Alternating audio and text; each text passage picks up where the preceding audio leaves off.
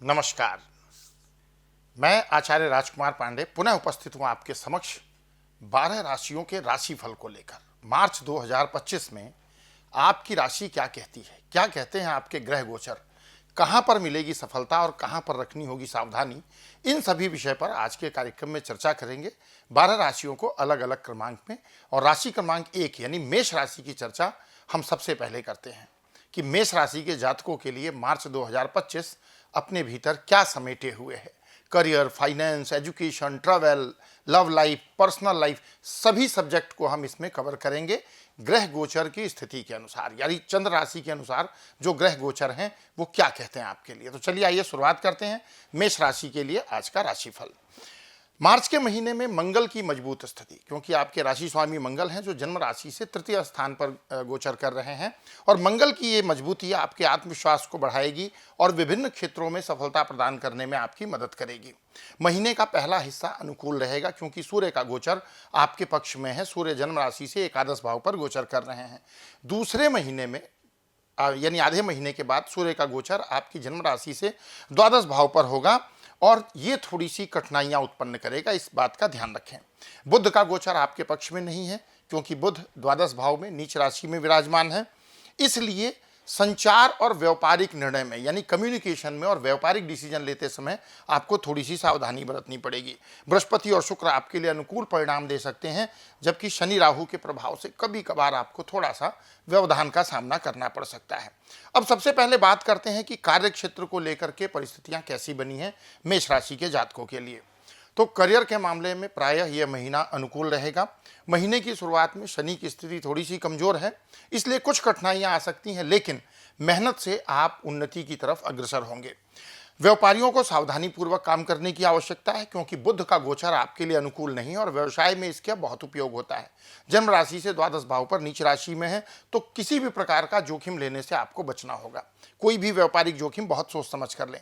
नौकरी पेशा लोगों को कार्यालय में तनाव का सामना करना पड़ सकता है, लेकिन मेहनत और निष्ठा से कार्य करके अपने लक्ष्य को प्राप्त कर सकते हैं। आर्थिक स्थिति की बात करें कि आर्थिक स्थिति मेष राशि के जातकों के लिए मार्च 2025 में कैसी रहेगी, तो आर्थिक मामलों में शनि और सूर्य की स्थिति अनुकूल है, लेकिन महीने की शुरुआत में शनि की स्थिति थोड़ी इस प्रकार से है जो लाभ में कमी का संकेत करती है। शुक्र की उच्च अवस्था के कारण बचत और निवेश के मामले में अनुकूलता रहेगी, हालांकि खर्च में भी वृद्धि होगी क्योंकि धन भाव के स्वामी की स्थिति इस प्रकार से है जो खर्च में वृद्धि का संकेत करती है। अगर बात करें स्वास्थ्य की, तो मंगल की मजबूत स्थिति है, जन्म राशि से तृतीय भाव पर गोचर कर रहे हैं, तो स्वास्थ्य को लेकर के कोई विशेष दिक्कत नहीं, लेकिन शनि की दृष्टि के कारण इतनी आपको सलाह जरूर दी जाती है कि लापरवाही नहीं रखनी है।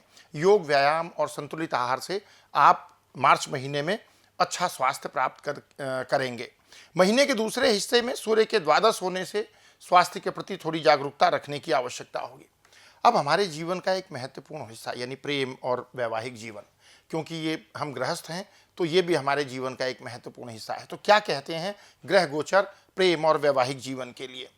प्रेम संबंधों के लिए महीने का जो पहला हिस्सा है वो अनुकूल रहेगा, लेकिन शनि के प्रभाव से कुछ परेशानियां आ सकती हैं। एक दूसरे के प्रति सम्मान की भावना और सहनशीलता ये बना करके रखनी होगी। दूर रहे प्रेमियों के लिए मिलने के लिए यात्रा के योग बनते हैं, अर्थात यात्रा हो सकती है साथी से मिलने के लिए। वैवाहिक जीवन सामान्य तौर पर सुखमय रहेगा, लेकिन दोबारा से कहूँगा स्वास्थ्य को लेकर के सतर्कता रखनी चाहिए। पारिवारिक जीवन की बात करें कि पारिवारिक जीवन की स्थिति कैसी रहेगी, तो पारिवारिक मामले में बृहस्पति और चंद्रमा का प्रभाव अनुकूल है। परिवार के सदस्यों के बीच भावनात्मक लगाव बढ़ेगा। घर में कोई मांगलिक कार्य भी हो सकता है। संतान और पिता के संबंधों में थोड़ी सी मेहनत करनी पड़ सकती है, कुछ वैचारिक मतभेद वहां पर उत्पन्न हो सकते हैं। सूर्य और शनि की स्थिति इस बात का संकेत करती है। क्या करना चाहिए उपाय, तो नियमित रूप से मंदिर जाएं। इस बात का विशेष ध्यान रखें कि नियमित रूप से मंदिर जाएं, भगवान से प्रार्थना करें। एक बात हमेशा ध्यान रखिएगा, हमारे प्रारब्ध को नियंत्रित करने में भगवान का आशीर्वाद बहुत काम करता है। इसलिए मेष राशि के जातकों को ये निवेदन है कि जहां तक संभव हो सके मंदिर जरूर जाएं और प्रतिदिन मंदिर जाने का लक्ष्य रखें। माथे पर पीले चंदन का तिलक करें, इससे भी आपके लिए अनुकूलता प्राप्त होगी। मेष राशि के जातकों के लिए जो ग्रह गोचर के प्रभाव हैं, जो विभिन्न क्षेत्र को आपके लिए प्रभावित कर रहे हैं, वहां पर आपको इसका परिणाम मिलेगा। साथ ही सूर्य से अनुकूल परिणाम प्राप्त करने के लिए, क्योंकि मेष राशि के जातकों के लिए सूर्य का प्रभाव आधे समय तक तो ठीक है, लेकिन उसके बाद सूर्य द्वादश राशि में है। तो ऐसी स्थिति में सूर्य से अनुकूलता प्राप्त करने के लिए भगवान सूर्य को अर्घ्य अर्पित करें, यानी जल अर्पित करें। उसमें अक्षत और कुमकुम मिला करके ओम सूर्याय नमः अथवा ओम घणी सूर्याय नमः का उच्चारण करते हुए सूर्यदेव को जल अर्पित करेंगे तो अनुकूलता प्राप्त होगी। तो ये अगर उपाय आप करते हैं तो इस महीने के बेहतर परिणाम आप प्राप्त करेंगे।